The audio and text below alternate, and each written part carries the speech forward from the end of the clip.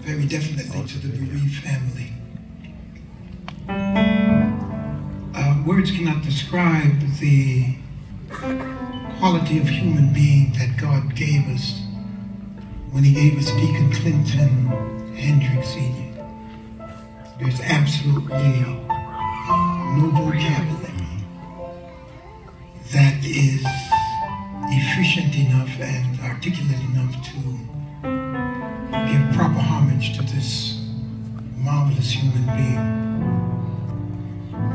We can only say thank God for the life of Clinton N. Hendricks Sr. So to the Bethel Church and to Bishop Wiedemeyer and to the family, the irreplaceableness of this man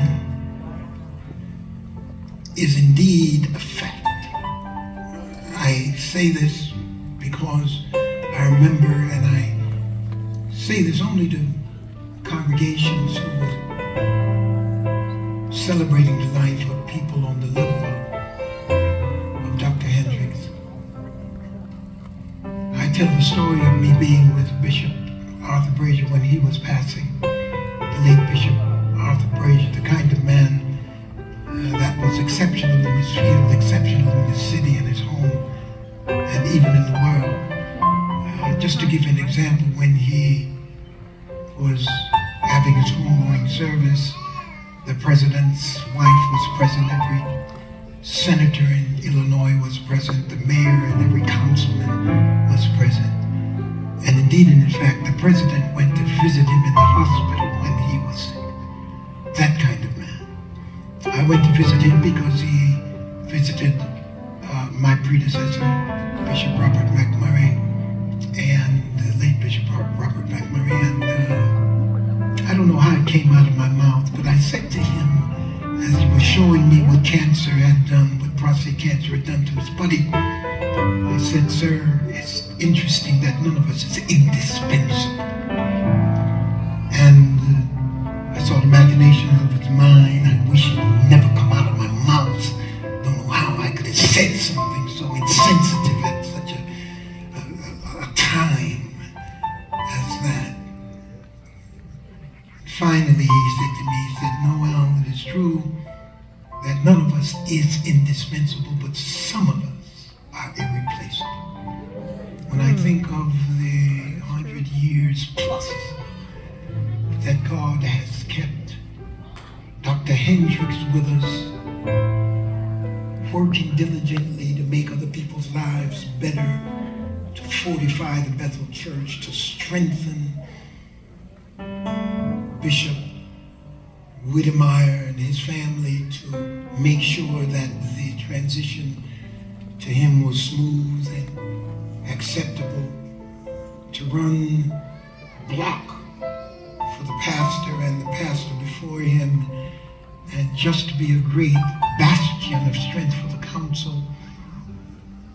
It is true that God has taken him home, so he is not indispensable.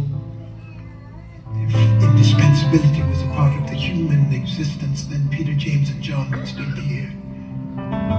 But I'm sure that to all of his family members, to the church, Bethel Church in Richmond, and to the Bishop, Billy Wiedemeyer, he may not be indispensable, but I'm sure to all of us, he is irreplaceable. So he will not be able to declare, as the mortals who will put on immortality when the coming of the Lord happens, he will not be able to declare, oh, death, where is your sting? But falling in the category of the corruption that will put on incorruption, he will be able to say emphatically, joyfully,